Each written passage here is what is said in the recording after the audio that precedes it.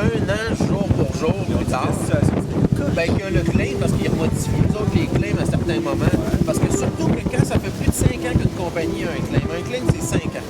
Au bout de 5 ans, tu as le droit à un autre 5 ans, mais il est renouvelable à chaque année. Fait qu'eux, ils peuvent imposer des conditions. Oui, quand ils renouvellent, fait qu'ils peuvent faire des modifications. Et dans la baie de Gaspé, il n'y aurait pas le droit de forer parce qu'on est toujours sur le moratoire, en milieu marin. Ils peuvent y aller.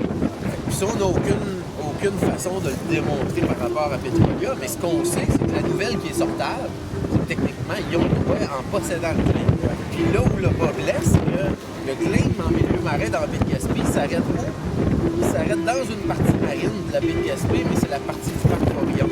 Fait que ça nous permet de démontrer, oui, ça nous permet de démontrer que le claim côtoie un parc. OK. Fait que ça, il y a quelque chose de gros à sortir là-dessus. Là, nous, dans les prochaines semaines, là, la semaine prochaine, ils font le manif à Gaspé. Parce que, exactement, puis là, il allait faire un genre de point de presse pour informer les gens avant d'y aller. Fait que, la semaine prochaine, ils font le manif, eux autres. Puis, suite à ça, on se donne 1 ou 2 semaines de jeu, puis on va sortir à nouveau la nouvelle, juste comme de quoi qu'un an plus tard, ça a toujours été corrigé. Parce que Petrolia, en rachetant les claims de Gasten dans la baie des Chaleurs, les claims de Gasten embarquent aussi dans la baie des Chaleurs jusqu'aux limites frontalières marines du Nouveau-Brunswick. Et techniquement, dans la baie des Chaleurs, ils pourraient forer parce que c'est pas une zone fédérale, la baie, la baie des Chaleurs. Ce secteur-là, Sylvain Archambault nous le confirme, pourrait aller forer. C'est une zone provinciale partagée entre le Nouveau-Brunswick et le Québec. Et là, ils pourraient y aller.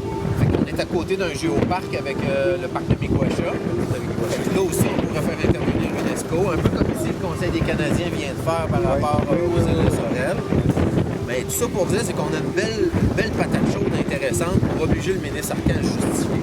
Comment expliquez-vous que dans Baie de Gaspé, parce que si on traite les mammifères, nous à Kakuna, dans Baie de Gaspé, on traite des mammifères marins aussi, des petits rocals, puis de ce temps-ci, les anonymisés hier encore, il y a encore des baleines. Des bancs de dauphins en été. Le voyage que j'ai fait, c'est pas fait avec son... Le Sénat. Non, c'est pas le Sénat. Les marines, c'est pas Burger. Croisé, je sais pas combien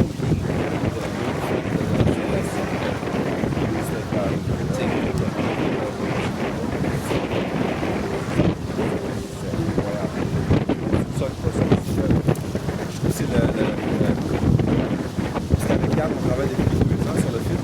Ouais. Puis tu dis à quelqu'un fleuve, tout le monde sait. Exactement. Ben, les humains, c'est les humains habités. Tu dis à quelqu'un golfe, Ouais. golfe du Mexique. Non, 3e va arriver au golfe Saint-Laurent. Ça, pour moi, ça rapporte une petite communication. C'est super important de la prochaine année de dire hey, on a un golfe. Oui, exactement. Puis en plus, c'est une mer semi-fermée, en eau froide. La Fondation David Suzuki, même Émilien Petit le disait, en milieu marin, dans le golfe, on a une capacité de 15% de récupération dans l'eau. Tout le reste s'en va sur les berges. Puis en hiver, aucune capacité de récupération en période de glace. C'est le point de notre entreprise. Ouais. Ben, Émilien, moi, je trouvais qu'il vulgarisait bien quand il disait c'est un peu comme si tu prends une tranche de steak, tu la mets sur un comptoir. Et ça, c'est le golfe du Mexique. Fait qu'il dit les bactéries vont te la défaire rapidement ta tranche de steak. Mets la même tranche de steak dans un frigidaire, puis ça va prendre bien du temps à décompose. Fait qu'il dit ça, c'est les bactéries dans le milieu du golfe. Pas juste ça aussi, c'est que dans le golfe, il n'y a pas d'industrie pétrolière. Non. Donc, les bactéries, Ils sont pas développés comme en développées dans le golfe. Dans le golfe, tu sais qu'il y a une faune. Il y a des bactéries mangeuses. C'est ça qui font juste ça, c'est ça. Ah oui. Fait que, non, fait que ça, c'est l'un des points que, une fois que tu as compris ça, beaucoup de gens qui me disent ouais, votre film, êtes-vous contre le pétrole? Je dis pas besoin d'être contre. Tu fais juste énoncer les faits. C'est tellement. Pour le garde-manger en milieu Je suis marin. pour le garde-manger milieu, je suis pour l'eau potable, mais les faits sont tellement accablants qu'il y a juste d'arriver à bien les énoncer. Là. Ouais, la job est faite. T'sais. Après ça, il n'y a pas personne à qui j'ai fait l'exposé. Puis après ça. Qui a fait comme cool! Ouais, on y va pareil. Ben juste en termes de ce que les compagnie verse s'il arrive quelque chose, on est encore à un plafond de 30 millions. Là, le Mexique, on a franchi les caps de milliards et de milliards. Puis là, ça veut dire qu'une junior, une binerie gazière comme représente Corridor Ressources, ça veut dire que Corridor Ressources, il arriverait quelque chose en forage exploratoire. Ils ont financièrement aucune capacité même de payer le 30 millions. Ils sont même pas capables de payer leur forage. Ben Ils non. sont pas capables de payer le 30 millions. Fait que tu dis, Près de 60% de tes cotes à la bourse Corridor Ressources. tu sais, toi, tu prends n'importe quelle entreprise là, qui voudrait faire quelque chose que le gouvernement exige une assurance. Puis tu n'es pas capable de payer ton déductible. Et voilà. Ils vont pas te la donner, là. Non. Tu sais. Juste mettre un plafond de garantie, on le voit là, avec TransCanada par rapport à l'oléoduc. Juste d'obliger la compagnie à mettre un fonds de réserve de X milliards si jamais il arrive quelque chose, juste en fonds de réserve. Juste ça, là, que la compagnie ne soit pas capable de faire. Dans les exigences de la Colombie-Britannique avec Northern Gateway, c'était une façon de dire on ne dit pas non au projet, mais voilà les exigences. Fait que la barre est tellement haute. Les exigences de Colombie-Britannique sont très balancées, sont justifiées. Puis ici, on n'est pas capable d'avoir le 10e de ces exigences. Non, main dans la main ici, main dans la main.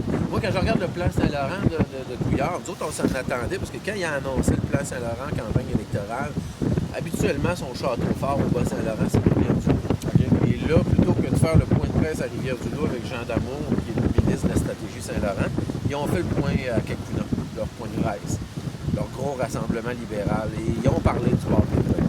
Fait que le fameux terme de préjugés favorables aux hydrocarbures de Nathalie Normando, là, ben, le plan Saint-Laurent, c'était ça qui nous cachait, là, carrément. Là.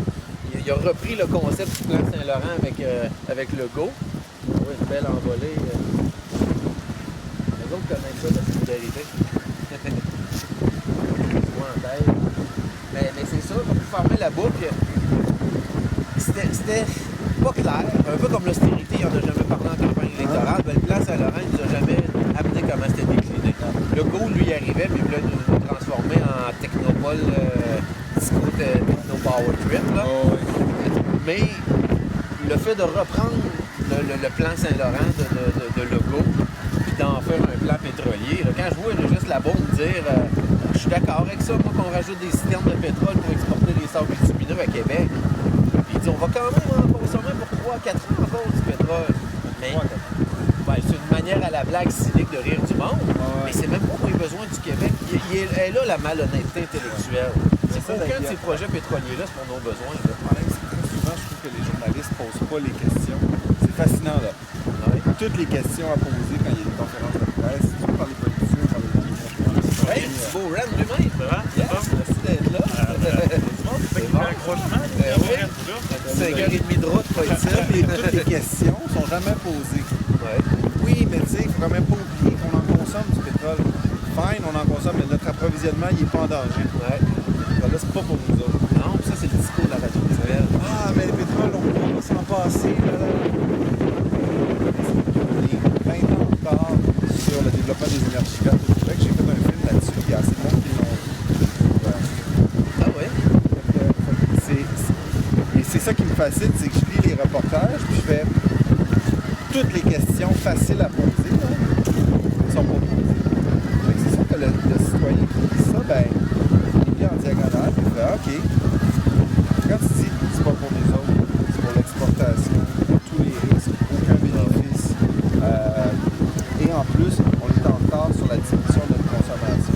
C'est tous des éléments de gros bon Ici, sens. il dit ça va coûter 10 milliards. Ça coûterait 10 milliards à régler les problèmes de circulation autour de Montréal.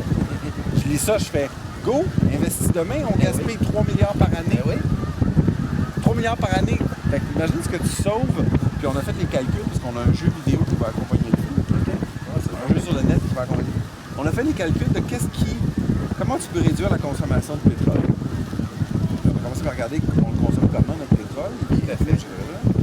Ah, on a dit, attends, 14 milliards par année, là, ça va être un peu moins parce que le prix du baril de pétrole a diminué. 14 milliards par année. Chaque milliard que tu gardes dans l'économie québécoise en réduisant la consommation, c'est de l'emploi que tu crées. C'est du développement économique. Et voilà. Fait que là, tu te dis, si c'est vrai que les banquiers sont là à cause de leur connaissance de l'économie, là, le triomphe de banquiers à Québec, si c'est vrai qu'ils sont là pour leur connaissance économique, ils sont vraiment à côté de la plaque. Parce qu'un pays qui saigne de l'argent comme nous autres avec le pétrole devrait faire beaucoup. On a de l'électricité, Tout à fait. on switch, on est capable de faire de la biomasse, on est capable de faire des biogaz. Hein. Tu switch, tu réduis la dépendance. On consomme encore 24% de notre consommation de pétrole c'est pour le chauffage résidentiel, commercial et industriel. Ouais. Là, j'ai fait le calcul, 90%. Si tu réduis de ça, de 90% sur 10 ans, on réduit de 20% de consommation de pétrole et ça réinjecte 3 quelques milliards par année au final. En emplois créés, c'est complètement fou. Ben oui, puis souvent, la façon qu'on a de le vulgariser, nous autres, c'est comme si on est vraiment à cette croisée des chemins-là. En moyenne, annuellement, dans notre braquette énergétique, 50% est déjà en énergie renouvelable. À peu près 42% en hydroélectricité. Puis le reste, c'est un cocktail de mélange de biomasse, d'éolien, etc. On a un beau pourcentage, on fait juste en gaspiller. Oui, mais souvent, ce que je dis, c'est que la nouvelle société distincte au Québec, au-delà de la langue, de la culture, c'est la question énergétique. On est distinct de manière énergétique. La Suède, eux autres, ils disent 2035, on se libère du pétrole. OK? Mais quand on regarde le cocktail qu'ils utilisent déjà en énergie renouvelable, ils sont à peu près à 30%, puis là-dessus, ils mettent le central nucléaire. Nous, sans pousser la note, on a déjà le cap du 50%. Fait que d'aller atteindre l'autre 20% qui t'amène, ben, c'est directement l'économie québécoise, parce que c'est les surplus hydrauliques qu'on a. Il y a deux trucs. Le mazout pour le chauffage. Donc, on sait qu'on peut chauffer. L'économie, c'est-à-dire la consommation des véhicules. Si on avait le standard européen actuel, la norme européenne en moyenne, à 6 litres au 100 km, ce serait 14% moins de pétrole. Fait que juste ça, chauffage, consommation des véhicules, tu coupes le tiers. Et voilà. C'est pas un gros coup de barre. là. C'est pas un gros coup de barre. Volonté. C'est le fédéral, c'est une décision du fédéral pour les normes, puis c'est le provincial pour dire. Puis on l'a fait. Quand on a fait la conversion là, vers l'électricité dans les années 70-80, on a diminué notre consommation de pétrole de 40%. Oui.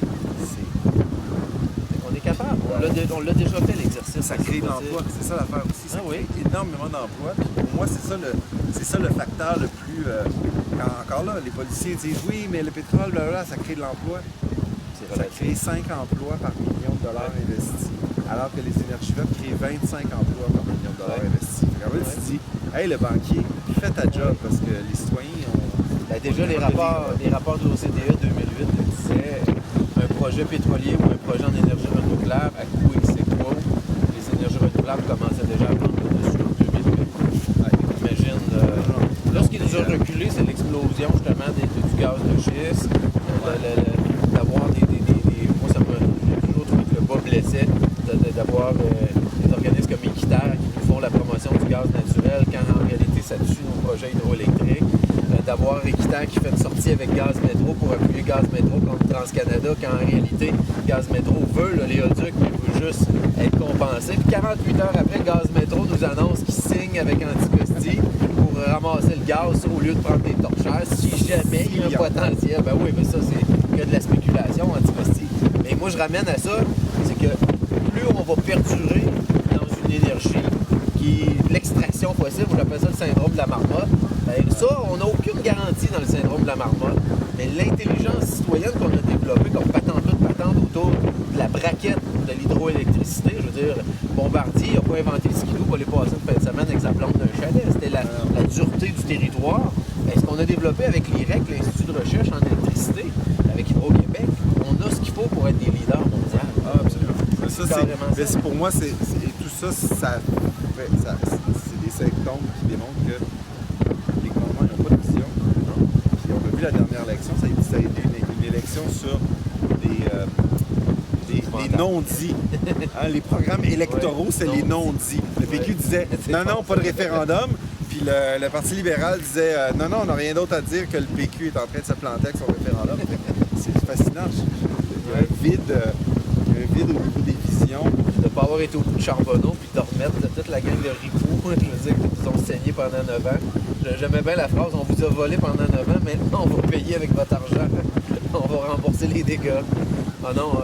J'ai hâte que la commission Charbonneau se penche sur les cônes oranges. Est-ce que c'est du café? Oui, il y a un petit... c'est une bonne jambe.